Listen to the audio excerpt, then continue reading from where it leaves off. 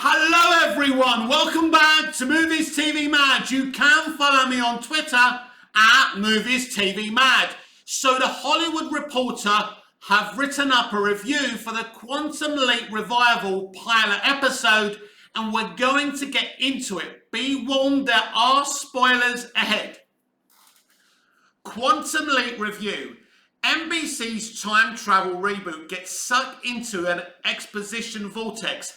This is very interesting because they have 5 years of the original Quantum Leap to look to if they didn't know what they were doing. They have Cobra Kai to explain to them what you do with an iconic revival. Cobra Kai did it perfectly. It brought back original characters, but introduced new characters as well. It celebrated the old and introduced the new. This is exactly what this Quantum Leap revival had to be. But we already know that Scott Bakula is claiming he has nothing to do with this show and he's not returning as Sam Beckett. Now, this review covers that situation, and they're a little bit more positive about the Sam Beckett situation, so let's get into it. The well-regarded sci-fi series leaps back onto the small screen 3 decades after the original, with Raymond Lee as a new scientist travelling into the past to put right what went wrong by Daniel Feinberg of The Hollywood Reporter. Upon a rewatch made difficult because episodes are only available, let's say that again, upon a rewatch made difficult because episodes are only available for purchase or on the premium level at Peacock, the original 1989 pilot for Quantum Leap is an impressive thing.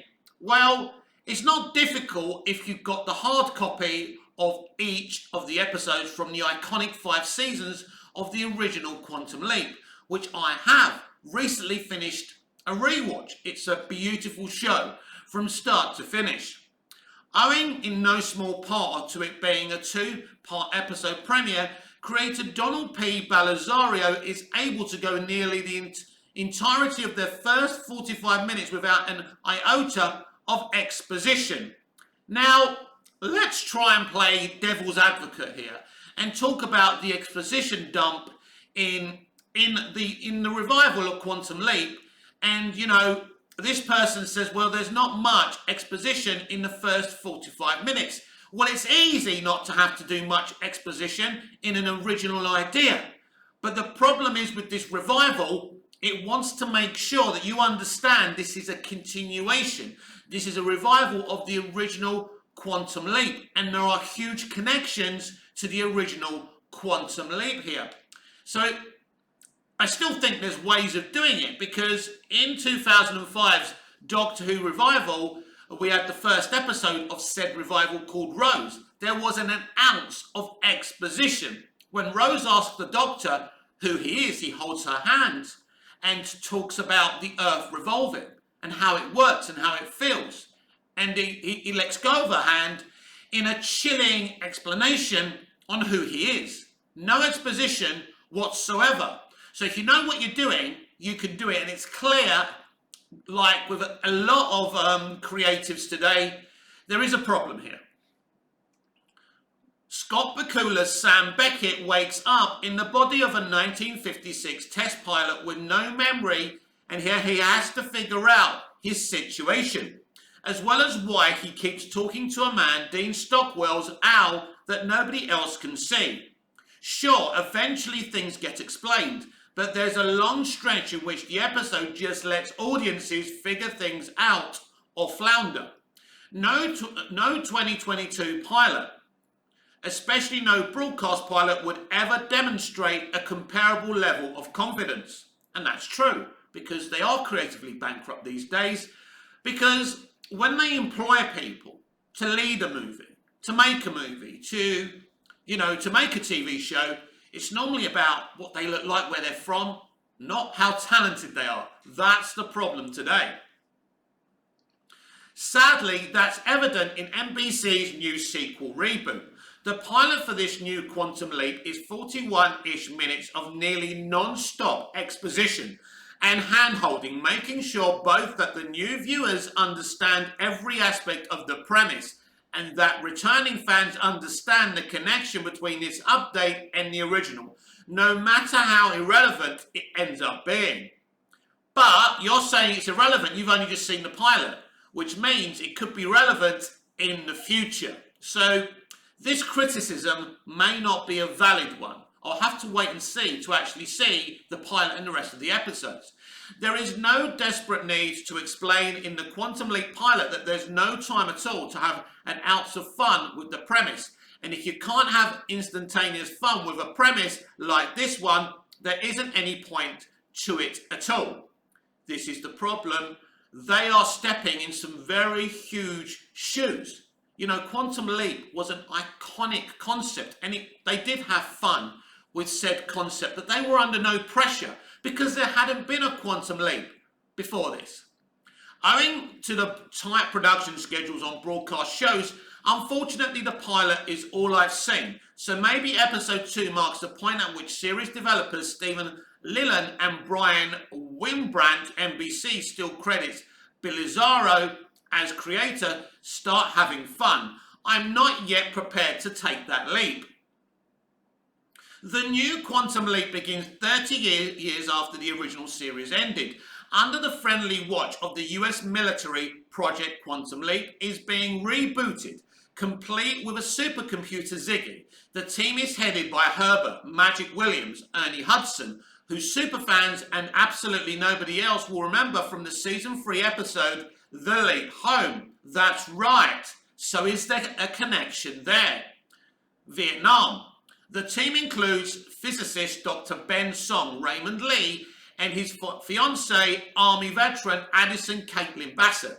Addison, aka the actress Caitlin Bassett, along with tech wizard Ian, Mason Alexander Park, and security chief Jen, Nanrissa Lee.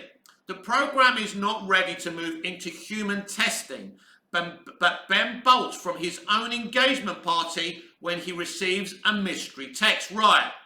I want to give you a spoiler about this mystery text and who it's from. So, eagle-eyed Quantum Leap fans, I'm going to tell you this now. If you don't want to know, go away. Now, this is pretty awesome. The text comes from Al's daughter. Yes, Al Cavalicis, is that how you say his surname? Al's daughter. That's what the mystery text is. We're running out of time. Come now. That's what the message says, or something along those lines. So that's very curious and interesting. Now, when I heard the character jumps in to the Quantum Leap Accelerator when it's not ready for human trials, I knew there would be a reason. Maybe Sam got in contact with him somehow, or somebody else. So this is very interesting. When she says, we need help, we're running out of time, she says we. Is she with Sam? So where is she? So this is very interesting. Why, if she's in his current time, why couldn't she just send him? Why couldn't she just come to the engagement party? That's very curious. So that's a very interesting tidbit for you and for me. So this excites me. Next thing you know, Ben finds himself in Philadelphia in 1985, where he has to prevent a bombing or a heist or something, basically setting right what once went wrong, in the hope that his next leap will be the leap home. This is a good theory, except that Sam Beckett never actually made it home. Will Ben be luckier? This is interesting. Will Ben lost the pace in this series? He could be replaced by Al's daughter. Who knows? I like the actor playing Ben. It's a good piece of casting. As the original Quantum Leap pilot proves, viewers are smart enough to follow the franchise's plot without any hand-holding because it's accessible and potent. But again, this is a continuation of a show that went off the air a very long time ago. So in a way, you do need to do this in the pilot. So I'm not really going to criticize them for this. Dude travels back in time into different people's bodies to fix things in their lives. Add half a sentence of quantum entanglement, mumbo jumbo, and nothing else is required because nothing else will make sense anyway. But it's not just about the premise. It's the stuff that other people who haven't seen the show need to know. This is the problem with your criticism, my friend. The new Quantum Leap has people nattering about new software and the chamber that lets Addison appear in the past as Ben's helpful hologram, and levels of military jurisdiction, and a dozen other things I would describe as episode 7 problems, and that's before it starts having characters reminding each other about Sam and Dal, showing viewers pictures of Scott Bakula and Dean Stockwell, and seeding various connections between the shows. So that's very exciting, because if you want to forget about the original, you've got to do a total reboot, which they're not doing. So this is interesting. NBC want this to be successful, and something tells me they'll keep on chiseling away at this until it works. Problem: Bakula has been making social media posts and whatnot talking about why he decided not to be in the new show. This is either a garden variety misdirection or a negotiating tactic. So very, very interesting. So this journalist believes that Scott, aka Sam Beckett, will be involved eventually.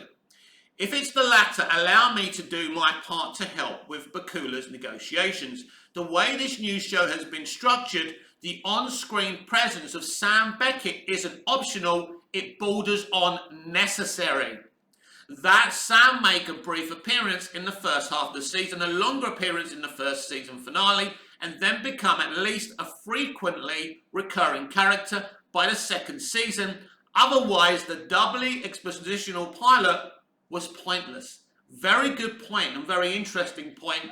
I do think Sam will be involved despite what Scott's been saying. As I said in another video, in the Movies TV Mad podcast, he's free to do whatever he wants. He's served this character. This show means everything to him. It is normally about money, but I think that Scott is a different type of person. Unless you know Scott, you know his sensibilities and what he's like as an artist.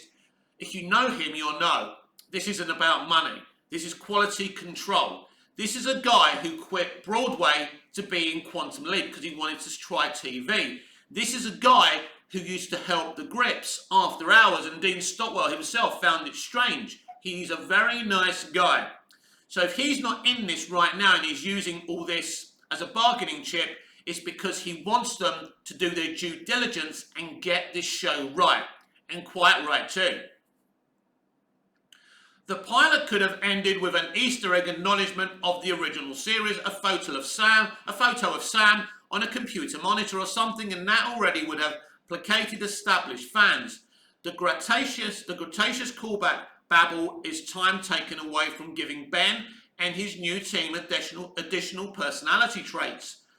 Now you can do that in the future episodes. The problem is the pilot is where you have to capture your audience. 24. The pilot of 24 starring Kiefer Sutherland is very interesting because, I'll be honest, a lot of it is good. I like it, but it didn't capture me until Mandy is, the twist that Mandy's the terrorist who blows up the plane is the reason I come back for the next episode. You've got to grab your audience somewhere in that pilot episode, and it sounds like they didn't do this. Or maybe it's time taken away from the pilot episode's plot. A weak use of what is special about the Quantum Leap brand. I'm happy to start my complaints with the hilariously bad geographical doubling for Philadelphia, or the fact for certain viewers of a certain age. Philadelphia plus 1985 plus bombing will automatically trigger associations with the notorious police bombing, moves something to which the creators seem oblivious here. Now, if something's happened in real life and it's happened here, that I don't know. I don't know what is he talking about geographical inaccuracy? Is he saying this has happened in the real world and they shouldn't have done this? I'm not sure. But no, mostly it's a bad first episode plot because it makes no use at all of the trapped in another body possibilities of the premise and reduces the make right what went wrong part of the premise to bad guy does bad thing for sentimental reason, and therefore isn't actually bad. Platitudes. The original series tapped into a rich vein of baby boomer nostalgia.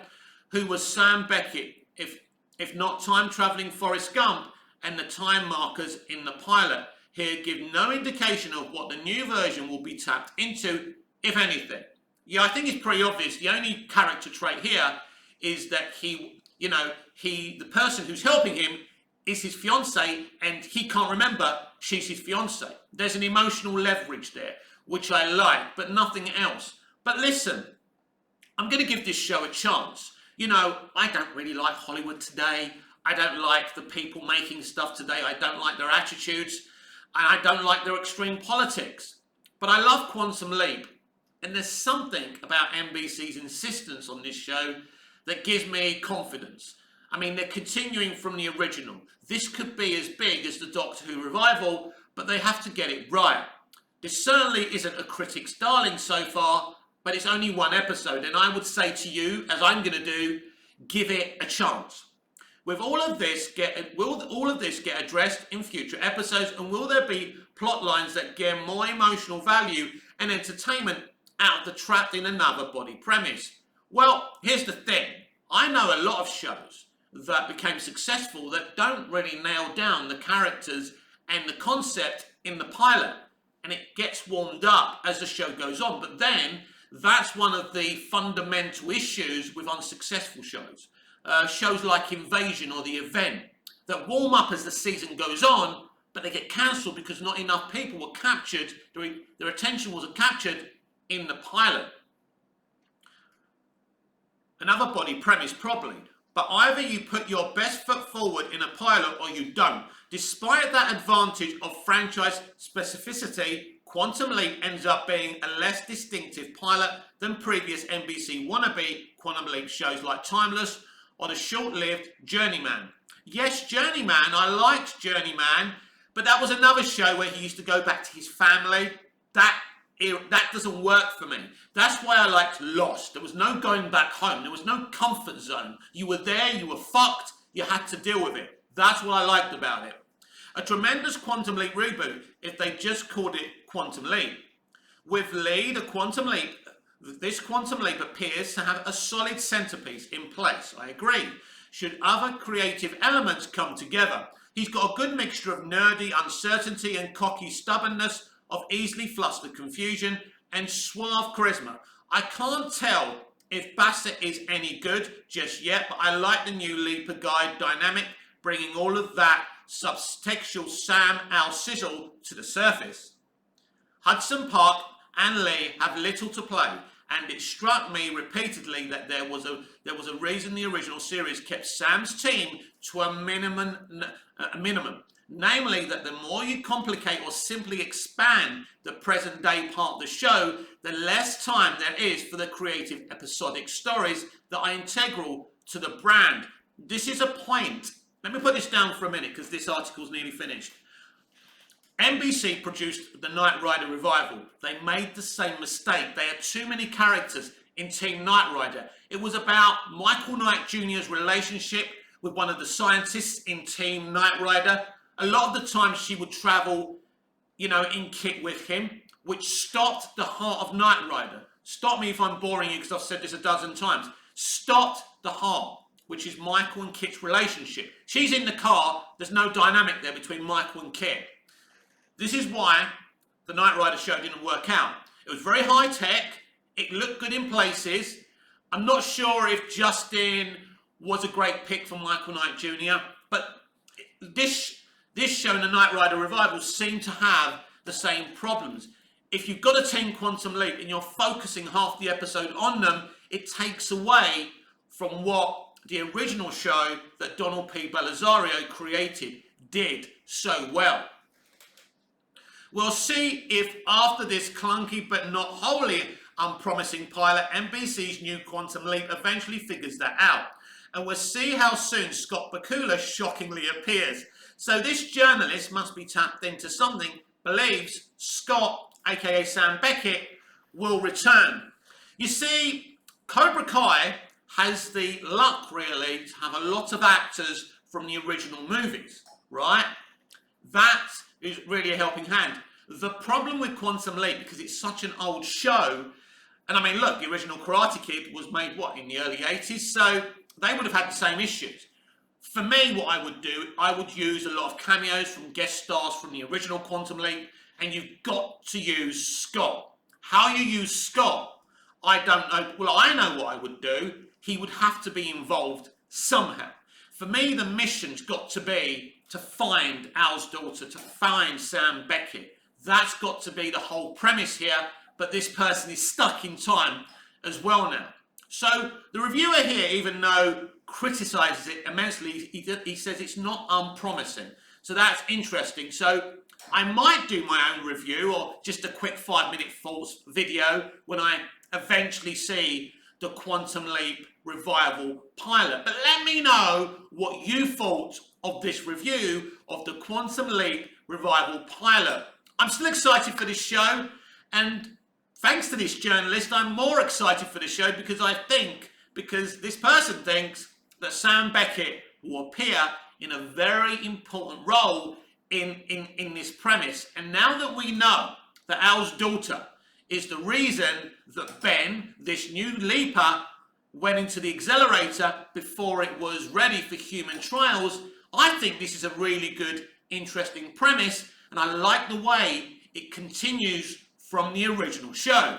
This has been Movies TV Mad with me, Mick, your host with the most. Just ask your girlfriends and your wives. Please like, share, comment, subscribe, hit the notification bell so you never miss this beautiful perfection. I'm going to quantum leap away now so I can chill out and relax and upload this video. So until we see each other again, goodbye, au revoir, auf Wiedersehen.